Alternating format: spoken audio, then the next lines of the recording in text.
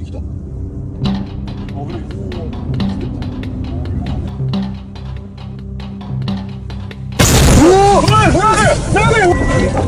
My name is Eduardo, and I want to share with you my story that happened while I was driving my truck.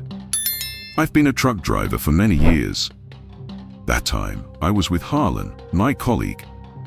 Sometimes we travel together because the trips are long, and that way we can take turns driving, making it more bearable. We were on a highway in the south of Texas. The sun was just setting, and only the last rays of light could be seen. It was about 7:30 in the evening when we passed a stretch of road where an accident had happened. I had to slow down for obvious reasons. The area was filled with ambulances and a police patrol. The pavement was covered with bodies lying on the ground. Apparently, a large van full of tourists had crashed into a bus. I kept my eyes straight ahead. I didn't want to see anything because I'm a bit sensitive, and I knew that if I saw any of the bodies, I wouldn't be able to sleep later. But Harlan was looking at everything. When we finally left that section behind, it was completely dark, and the atmosphere changed entirely. It felt like there was a very negative energy in the air. At least, I could feel that heavy vibe, and I just wanted to reach our destination to get some rest, even though we still had about 3 hours left to drive. Harlan began to doze off. About 40 minutes after we had passed that accident, I suddenly saw someone up ahead, asking for help. From that distance, I couldn't tell if it was a man or a woman, but I knew it was a person in need. So I woke Harlan to let him know. As I got closer and closer, I noticed it was a woman, so of course, I had to help her. The road was completely empty, and it was nighttime. I started to slow down little by little to stop right where she was. But suddenly, Harlan told me, in a very nervous voice, to speed up immediately. I asked him why we couldn't just leave a woman there alone without helping her. By this point, we were almost right next to her. I could see her clearly now. She looked like she had been in an accident. Her clothes were stained, and her hair was a complete mess. That's when Harlan told me. She was lying on the pavement in that accident we just passed. I saw her clearly. She was already dead. I even saw them covering her with a white sheet. There's no way she can be standing. I saw her legs were completely severed. When I heard that, my heart nearly jumped out of my chest. The fear I felt was so intense that I stepped on the gas without thinking twice. As we passed her, she just stood there staring at us. She wasn't waving for help anymore, and she wasn't moving her lips asking us to stop. She was completely still, just watching us drive away, a face I will never forget. Harlan was even more shocked than I was. He kept saying he couldn't believe what had just happened, his face frozen in that expression people get when they're in complete shock. To this day, we still remember what happened, and it gives us terrible chills. We've shared the story with other colleagues, some of whom have also experienced strange things on the road. Some believe us, and others don't, but until you live through something like that yourself, it's very hard to believe. My name is Carver, and this story was told to me by my late grandfather. May he rest in peace. It was something terrifying that happened to him and his friend while driving his trailer truck on the highways of New Mexico. This happened many years ago, and he would always share this story at every family gathering because it left such a deep impression on him and gave him such a big scare that it took him years to get over it. He said that he was riding with his friend, calmly chatting. It was already very late at night, although he couldn't remember the exact time. The highway was dark, and suddenly they entered a stretch where it was pouring rain. They thought it was strange because they always checked the weather conditions before hitting the road, and there had been no forecast of rain in that area. But weather can change quickly, so they kept going slowly and cautiously. My grandfather said that out of nowhere, his friend's demeanor changed. They had been laughing and talking non-stop, but suddenly, his friend's face became serious. He told my grandfather, who was driving, that he needed to use the bathroom urgently and asked him to pull over somewhere so he could relieve himself. But my grandfather told him that it was impossible. They were in a mountainous area on both sides of the road, there was no safe spot to pull over, and the rain was too heavy to get out in those conditions. On top of that, it was dangerous to stop in the middle of the highway at night. Another car could come from behind and not be able to brake in time. So my grandfather told him to hold it a bit longer until they got out of that area and the rain eased up. But his friend was very insistent, practically begging him to stop anywhere, saying he couldn't hold it any longer. My grandfather was starting to get irritated at his persistence, as if his friend didn't understand the danger. When they finally got out of that stretch and the rain was no longer heavy, my grandfather pulled off the road into a clearing so his friend could go to the bathroom. But he was surprised when his friend asked him to come with him. My grandfather cursed jokingly, saying, "Go by yourself, like I'm gonna babysit you," but when he saw the worried look on his friend's face, he decided to get out of the truck too. He said that once they were outside, his friend pulled him away from the truck and told him that there was someone else in the sleeper cab. His friend claimed that the whole time, he had been watching through the side mirror and saw something sitting right behind my grandfather's seat, something my grandfather couldn't see. He described it as a silhouette with large eyes and a huge, bright white grin staring at them the whole time. My grandfather, completely skeptical, just laughed in his face and went back to the truck to check, thinking his friend was just messing with him. But when he got to the steps leading up to the passenger door, he saw muddy footprints. He said they looked as if a giant rooster had stepped out of the truck. That's the shape they had. When he climbed inside, he immediately checked the sleeper cab, turning on the light. The only thing he found was something that looked like ashes scattered all over the bed. This was strange because when they had started their trip, everything had been clean and the bedsheets had been bright white as always. He told his friend he could get back in, there was no one there. But he did show him the footprints and the ashes. They both felt uneasy but continued their journey. When they arrived at their destination at dawn, his friend, who sometimes also used the truck for work because my grandfather would lend it to him, told him he might know why this happened. He admitted something he hadn't told my grandfather out of embarrassment. The week before, when my grandfather lent him the truck, he had picked up a woman, no need to explain for what reason. The woman claimed to be a witch. When he dropped her off where he had picked her up, she demanded a large sum of money. He refused to pay, so she threatened him, saying something very bad would happen to him. He didn't believe her at the time. My grandfather was upset, on one hand, angry at what his friend had done in someone else's truck, and on the other hand, unsure whether to believe in such things. But he couldn't find any logical explanation for what had happened that night. Maybe the witch thought the truck belonged to his friend and cursed it. Either way, my grandfather called a priest he knew to bless the truck.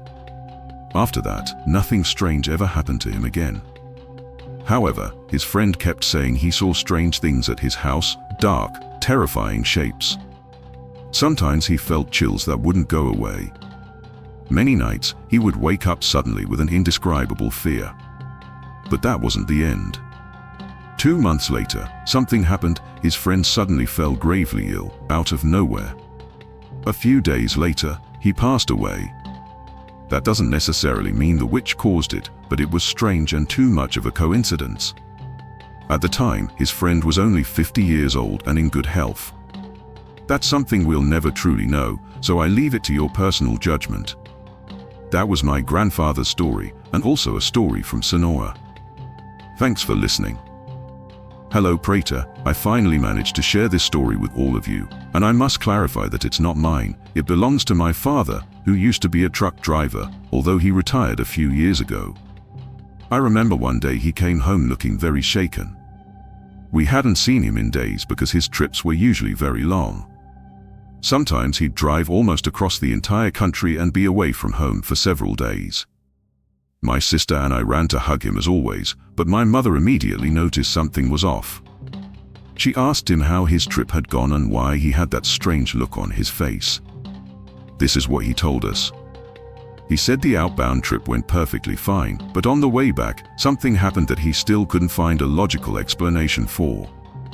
He told us he was driving on the highway from Hawaii, heading back to Georgia to come home to us. He said that as soon as it got dark, he noticed a semi-truck pull in behind him.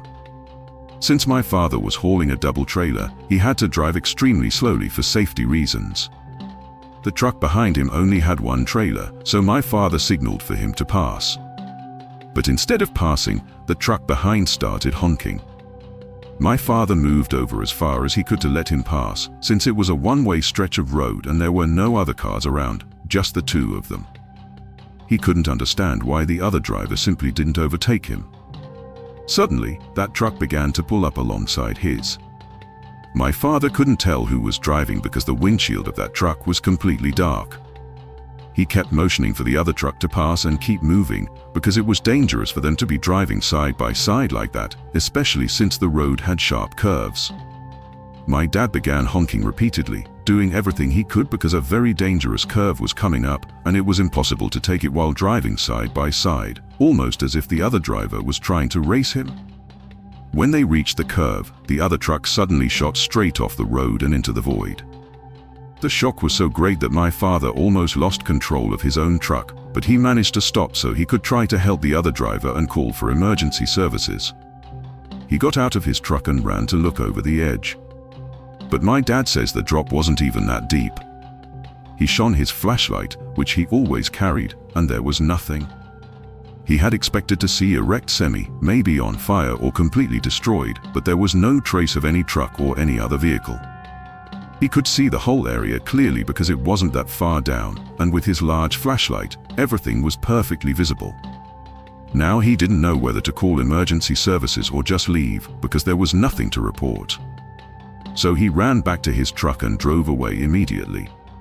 Along the way, some cars passed and asked if he needed help, but he didn't tell them anything and just said no. While driving, he called a colleague, also one of his best friends, because he needed to tell someone what had just happened. He explained everything, and his friend could hardly believe it. After thinking it over, the friend told him he had heard of this happening in that exact spot before. Other truckers had told the same story about a truck that had crashed on that curve back in the 90s while racing another truck. The driver died instantly.